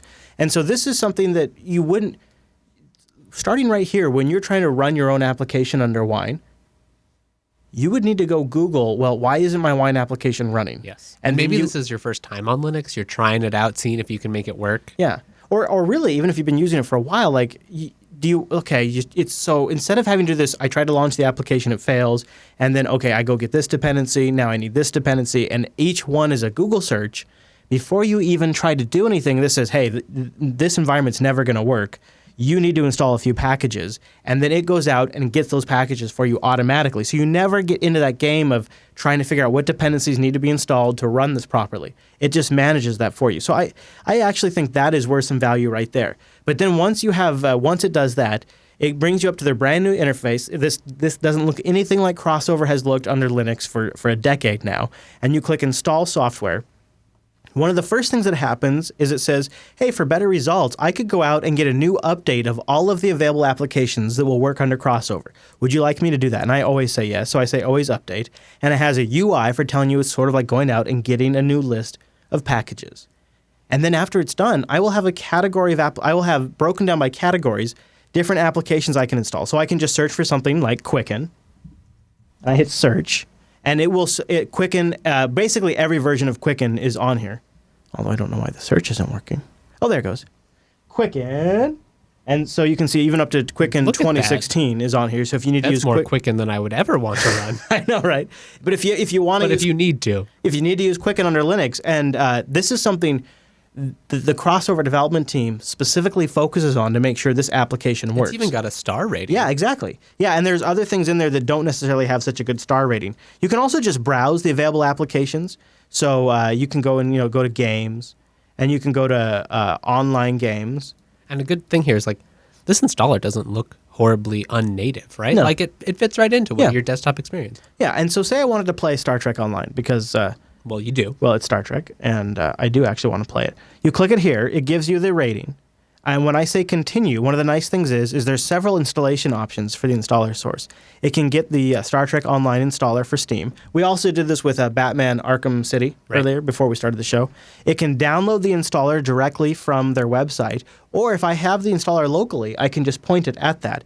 I don't, so I'll just say I can choose download the installer. Now when I continue, it will create the English version. It will go and get the English version of Star Trek Online. It will download the file. It will create a Windows XP bottle named Star Trek Online. And then it will begin to install the additional dependencies that it needs, like DirectX, Internet Explorer, because the launcher uses Internet Explorer to render. Right. So it installs Internet Explorer. It gets the minimum versions of those that it requires to function. And then it locks it all down into a static bottle that is isolated from all of the other Wine applications I use. So their changes will never affect my ability to play Star Trek Online. It's not going to break on you randomly. Right. It'll just work. So that is the... Go ahead. I've used PlayOnLinux quite a bit. Yeah. Now I've resorted to saying I will only accept native Linux content because I always seem to hit one issue is we use CDNs now. We use Steam to get our games, and our games that may be Windows based but use Steam, whenever that updates, you hit wine regression. Does crossover have a particular way of dealing with this to where your games and your save files don't just break? Because that's my main issue with PlayOnLinux. I can't really answer that because that is always a possibility. But so the way crossover, so we, before the show, did Batman Arkham City and Arkham Asylum. And what crossover does is it creates a bottle for each game. So that's like an isolated container, to use today's parlance. And it actually installs DirectX in that bottle. It installs Steam Windows version in that bottle. You log into Steam. It then downloads Batman Arkham Asylum into that bottle. And here, I'm going to pull your screen up, Wes. And it installs Steam. Then Steam goes out and gets the game, and it uses the Steam game to actually use it. So the answer is it installs Windows Steam. It uses that client. So that's kind of the usage paradigm, and then crossover seems to be built for that. So there you go. Wes just launched. That's Windows Steam here. Yeah, Windows Steam, which is kind of weird because it looks a lot like Linux Steam. It really does. Which, I mean, testament to Valve there. So Wes, why don't you? Okay, so minimize Steam there, and why don't you launch like just as an example, the Excel viewer there. Just you can double click on that as an application, and it will look like the regular old version of Excel viewer. And then what we'll do is, and you have to do the trial. You have to acknowledge the trial because I didn't register it on there. There you go. So look, it's got the nice new, what do they call that? Isn't that a beautiful... What do they call that? I forget The now. ribbon? The ribbon.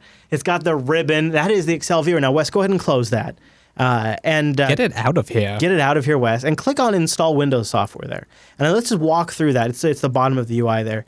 Why don't you search for Word Viewer in the search box there? Because this is free. It'll just automatically download it off the web. It could install full-fledged Office as well, but you would actually have to have the installation media. I see. Which we do not have here at JB1 Studios. Right. No, we do of course not. not. So search for Word, or you can probably just put Word in there or something like that, and it will come up. And it has... here we go. Would you like 2003 or 2007? So this is the nice thing, too, is sometimes you want older versions of Windows software for compatibility testing. Those are the files you're getting from your client, etc. And so this bottle environment makes it possible to have different versions of Windows software on your Linux box. So which one did you choose? 2007? I choose 2007. Yeah. Why not, right? Because that'll do the docx. So then you say continue. And what's it say there? It's going to go out and get those files. English version. Yep. We'll download the installer. Mm-hmm. We'll install into a new Windows XP bottle named Microsoft Word Viewer 2007. So even if you're just looking at the bottle, you know what's in there. And what's nice, so you see how they did Windows XP is what they do for Windows software is the lowest common denominator. That way, it's not going to try to do something super fancy. Right. It's not going to work under Linux. Doing all the updates, all the patches. Right. And the software goes, I'm on XP. I'll just give you this. And it's just, honestly, functional, right? It's just basic. Okay, so hit next there, whatever it is, install or whatever your option is. And now it goes out, and it's going to go out and pull out each individual dependency and say trial there, because we're just doing the trial version. Now, this is going to walk you through all of the software you would need to install before you could run the viewer. Chris, I have to ask, do you accept the license agreement? Hold on, Wes. I'm not so sure. Yes, I'll accept All right, that. let's and do it. Okay. Live on air. Right. And you can just hit next. You don't have to put anything in there. And then just, next. All right, so you're going through, it's bringing you through each type of dependency package, like the redistributed files, the It's libraries. the real experience installing Microsoft software. Yeah, it's a real MSI installation. You're going to choose your, so there you go. Now you just, now hit OK, and now hit OK there. And you'll see in the background, Crossover will finish things up. It'll get any of the last things that need to be done. It's downloading these off of Microsoft's site right now for you. You don't have to go get these files yourself. And now it's done. And now it's been added as an icon there. And also, Wes, it adds those. Blammo. Yeah. And it also, go into your menu there. You can close this. Go ahead and close this. And then go into your menu there. And if you look around, like I think if you go into Crossover, anyways, or maybe an Office category. Yeah, an Office. I think go to your Office. Or did it add them to your Office category? You know, I only see LibreOffice right now. Okay, yeah. I'm not sure if it does with the viewers. It can integrate them Here we go. Windows application. There's a whole separate category. Oh, Look yeah. at that. Oh, yeah. It can integrate them in with the desktop menuing system as well. That's really nice. It is really nice. And so especially for you're trying to migrate your friend to Linux, right? You install this, you set it up, and they're right in their start menu. I say with quotation marks, quote unquote. It looks a lot like the right. start Like menu. they can just load Word if that's what they need for work or whatever. Yeah. So it is. It's a pretty nice UI. And if you go here, Wes, to let's see. I think it's View. I'm not sure what the menu option is there. There's a way to view bottles or something like that. Show bottles. Here we go. Right yeah. So there on the left there, it has broken out each container environment in a. So you can have different service packs, .NET installs, etc. And if you right-click on like one of them, you have different options. Like you can shut down all of the running processes in that bottle. So if you've got like a Windows app that's being weird, you can run a command, install software into bottle. That's awesome. Yeah, and you can also launch control panel applets. So you can manage like your different control panel settings. You It'll can bring open it up the C drive right there. Yeah. You can modify it yourself if you need to. Which is something you need to do if you're going to use if you're going to play Star Wars: The Old Republic through Crossover. You need to be able to right-click on it and go edit one of the launcher.settings files, and it just makes it really easy to do all of that. So, anyways, it's Crossover Office version 15. Now, here's the thing, Wes. And us Linux users, we're not used to paying very much for software. No, we're not. It's $60. It's $60. But they do have a promo code going right now. I got info in the show notes. And you can get it if you use like the promo code, what is it here? CX15. You get 25% off for their new release. And I will say, if you are a user of wine, these people contribute. Yeah, all this goes back upstream. That's the other thing to mention. Right. So you are helping future development of the wine project. And it's a lot of work. Can you imagine being a wine developer? Like, that's a lot of thankless, just like, oh, how do I make this Microsoft crap work on the Linux desktop? Right? That's a lot of work. So it's kind of cool that there's a commercial effort to help support that effort. Yeah, and the $60 is for this version, but they usually do many updates. And like when the new versions of Ubuntu or Fedora or OpenSUSE, when major versions come out, they generally issue a new update, and your purchase covers those updates for this version. Nice. So I always buy every major version, and then I just get all of the updates for like a year or whatever it is. And I end up installing it on any serious workstation where I want to be able to run any Windows application, because I almost prefer to use things with regular straight old wine, because then I just drop to the command line wine, the executable name, good to go. Right. Yeah. But if it's ever more advanced than that, there's dependencies, or I want to be able to revert or take snapshots. Or something that's going to be installed like appliance life long term. Or like my game, like Star Trek Online. Yep. I just want it to work. And that's where I use Crossover. And I don't know exactly how long I've been using it, but I think since 2003. But I'm not quite sure. It's been a long time, and I've bought every single version. They've never ever paid me to promote it. They've never paid me to talk about it, and I almost don't even know you exist. Yeah, no, they know I exist. We actually might talk to them on Friday for the Linux Action Show. They were going to join us today, but the scheduling just didn't work out because their CEO is on vacation. But he may come back on Friday, and if he is back, we'll talk to him, and maybe we get that in the Linux Action Show. So, anyways. Yeah, go check it out. We'll have links in the show notes. It's just a really great piece of commercial software that's managed to be around for a long time, and I like that about it. And it's available. It's been available for the Linux desktop, and it's made switching possible. And if Quicken or something like that is one of those few applications you need to get, and that's a big deal for a lot of small businesses. Huge. Actually, it's a huge deal. Yeah, I've had to use it myself in the past. I think it's up there with AutoCAD and Photoshop. Definitely. So, I think it's a big deal they make it work. Oh, also Photoshop. I think with starting with CS, which isn't the latest, but CS and earlier work beautifully under crossover. Just give you all of the stuff you need to get it going. You just point it at the installation file, and it sets everything up for you. Integrates Photoshop with your desktop. You can even associate file extensions with Photoshop. Wow. It's like having Adobe Photoshop on your Linux desktop, full-fledged. And if you're okay with things like version 7 of Photoshop, which really is fine, really, it is flawless under crossover. There is like nothing that doesn't work. It's amazing. And it is good enough under crossover that I think you could use it full time as your daily driver.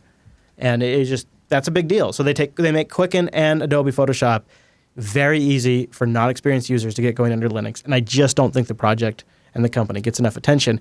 And the other thing that burns me is they make way more money on their Mac product, which is total shit. Wow. Because they've been around for Linux way longer.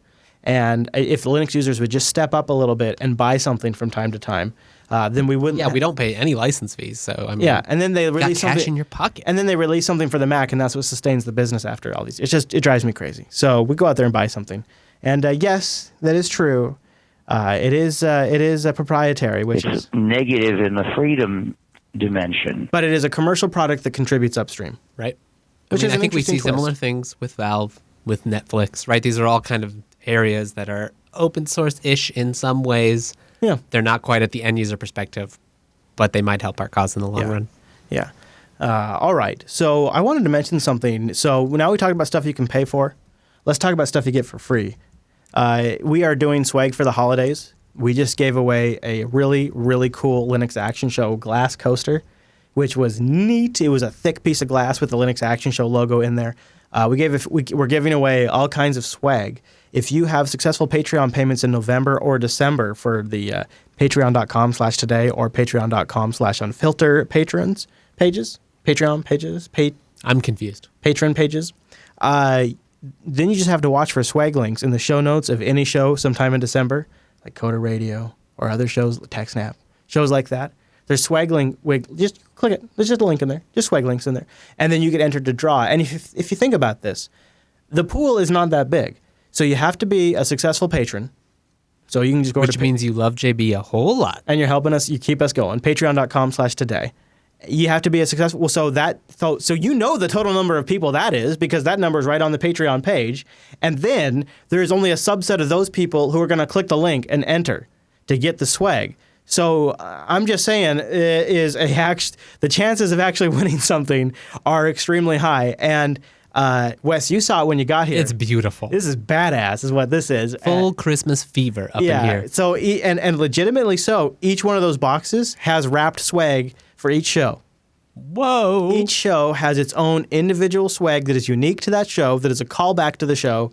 That when you enter the swag drawing, we'll be giving out through December and maybe January, depending on how many people sign up. No way. And they're all extremely cool. That lamp, you can see the lamp there. Yeah. Did you the see that lamp is so cool. It's great. Angela is amazing. Yeah, it is. And each ornament has a special show saying on the back of it. So you can see the front of the ornaments there, but each ornament on the back of it has something unique to the show. I will be looking at that after the show. Yeah, and each box there has a unique swag item related to each individual JB show. So here's how you get in. Go to patreon.com/today or Unfiltered, depending on where you want to invest.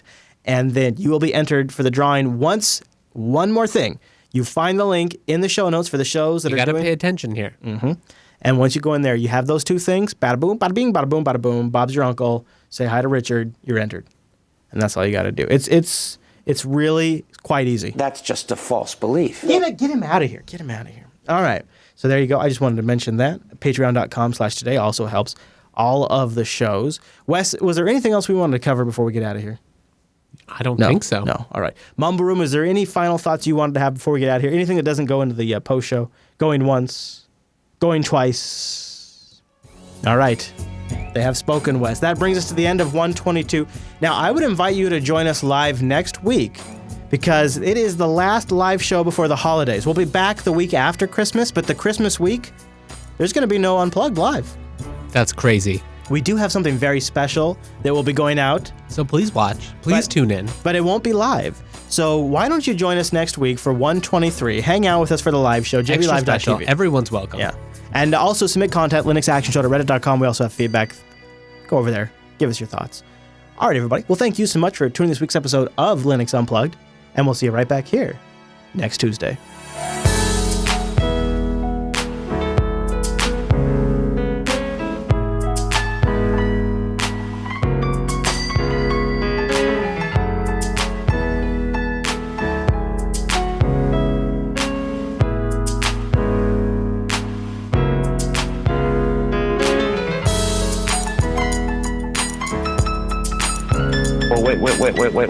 Wait, you said commercial software.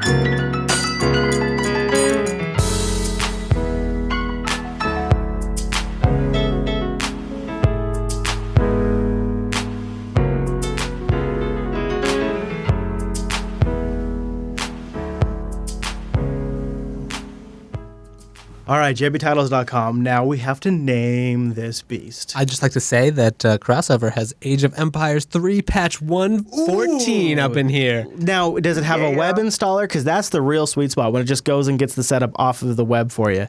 That's It does? AOM.zone.com. I have no idea. Do it. Hit install. Oh my God, that's amazing. I've been wanting to play that game. So that's what I love is sometimes these scripts, like sometimes you have to supply your own executable, but sometimes they just go get the executable. Like if there's an exe on the web somewhere, they will stick it in there. In true Windows style. I love it.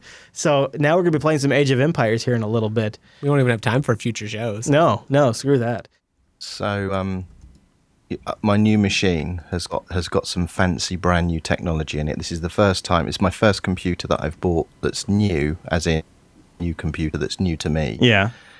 That is not behind the times. It's like bang up to specification right now. So I've got 1 month Rocking the where I can Pentium enjoy 3. it. Yeah. I've got it's a dual Pentium 3. With 128 megabytes. No. Yeah. It's the tippity top i7 Intel NUC. Really? Which generation? Yeah. Congratulations, sir. The Broadwell. Cool.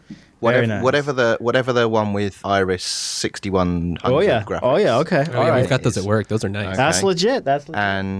And I did some research and I found out you can actually buy the memory for the Haswell boxes, and this will work in this particular generation. So I've got the faster clock RAM, but and I'm also going to have to eat some humble pie and take everything bad I said about Black Friday, because this wouldn't have happened had it not been for the Black Friday deals in the UK this year. I got about a 60% discount on all of the items I bought. Oh, that's nice. One of which is one of these new fancy NVMe SSDs, which is amazing. Oh yeah. So read performance is 2,000 megabytes a second, and write performance is 1,500 megabytes per second. Ooh. So if you've ever booted a NUC and you've seen that Intel NUC logo, you know, the big NUC that appears in the center of the screen, and that disappears. I've got a slightly old monitor, which I'm also going to sort out maybe in the new year, but in the refresh cycle for the monitor to fade that out, the system has booted and I'm at the login screen. That is amazing. That's great. Are you running what I assume you're running? Oh, of course. Okay. Yes, of course. It's the fastest booting operating system on the planet now. That's right. That's right. So yeah, that's made a huge difference. It's quite amazing, actually. Those new quad channel NVMe's are amazing. Yeah, man. Wow, it makes me want to build a new rig. Yep. Do you have is systemd on this rig, so you can run like systemd analyze and tell us like your boot speed on this? That would be very nice. Yeah. Give me a minute. How do you? Oh, link to post. That's what you do. A link to post, but you can't open that link to post. The boot time was 1.15 seconds. Wow. That is. Whoa.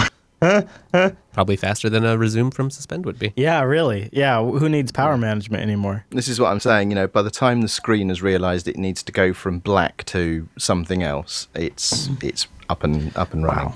What were the specs again? It's I tell you what, I'll find the exact model and I will paste the details. You know what the I've IRC. You know what I've realized that I if I build a really nice computer, I think it gets me 2-3 years. Like if I build a really nice one, and if I go cheap, it's a year. It actually I think saves me money long term to buy nicer computers. It probably does. Invest in the nice stuff now, and Look at this. This is officially 3 years old here, Wow. right? And so Well- that's yeah. No, you disagree? Well, yeah, the computer that it's replacing was purchased in 2008, and that was it's some dual quad core Xeon with 32 gigs of RAM and NVIDIA stuff and all the rest of it, and it's got SAS RAID and what have you, and that machine is still very, very usable today, and more so because of Black Friday. I've got 4 250 gig SSDs, striped RAID 0 in it now. So that sounds lovely. Lovely. Yes. No kidding. Yeah. Ooh-wee, the wimpy. You upgraded. Yeah. He's not kidding about us being in the dark ages. Yeah. Well, the Black Friday really came through for me this year. It was really terrific.